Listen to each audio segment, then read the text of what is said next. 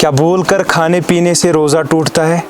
एक इंसान अगर रोज़े की हालत में है और वो भूल गया है और उसको याद नहीं है कि मैं रोज़े में हूँ, अब उसने खा लिया कुछ या पी लिया कुछ, अब इससे इसका रोज़ा नहीं टूटेगा।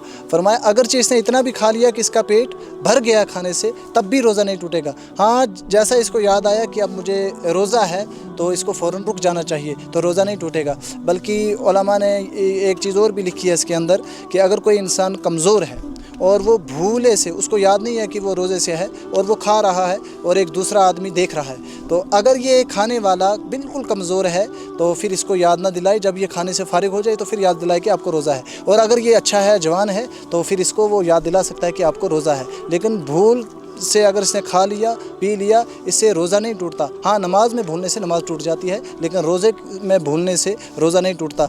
और बहुत सारे मसाइल ऐसे होते हैं हमारे घरों के अंदर, जो हमारी माँ बहनें होती हैं वो चूँकि किचन का काम ज़्यादा करती हैं, तो अक्सर क्या होता है कि वो जब किचन में होती हैं और खाना या पका रही होती है, सब्ज़ी पका रही होती है, उनको याद नहीं होता, वो अचानक किसी चीज़ का नमक या चीनी वगैरह चेक कर लेती हैं। अब उनको ये टेंशन होता है कि मेरा तो रोज़ा था, क्या मेरा रोज़ा टूट गया? तो उन्होंने चूँकि जानबूझ के नहीं किया है बल्कि भूल के ये काम किया है, तो इससे रोज़ा नहीं टूटेगा। और यहाँ एक और चीज़ भी कि बाज़ औरतें होते हैं कि जिनके जो शौहर हैं वो चूँकि ज़्यादा गुस्से वाले होते हैं। अब जब इफ्तारी का वक्त होता है, चूँकि ये औरत जो है ये रोज़े से है और घर में कोई इतना बड़ा बच्चा भी नहीं है कि जो यानी घर में सब्ज़ी वगैरह उसका नमक हो या चीनी वगैरह चेक कर सके, और अगर इसको ये डर हो कि इसका जो शौहर है अगर नमक कम होगा या ज़्यादा होगा वो इसको डांटेगा, इसके साथ लड़ाई करेगा, अब शरीयत ने इसके लिए गुंजाइश रखी है। वो गुंजाइश क्या है? वो गुंजाइश ये है कि ये इसको यानी ये ज़ुबान पे रख सकती है किसी चीज़ को और वो नमक चेक कर सकती है, और उसके बाद उसको यानी थूक देना है उसको।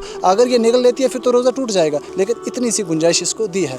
तो वो भी उस सूरत में है कि अगर वो शौहर जो है ज़्यादा उसका वो बदतमीज़ हो या फिर उसके साथ लड़ाई झगड़ा ज़्यादा करते हो, चूँकि आजकल वो शौहर नहीं है कि जो इतने ज़्यादा जो है सख्त होते हैं, तो आजकल चूँकि शौहर नरम होते हैं, लिहाजा आजकल इस चीज़ से बचना चाहिए।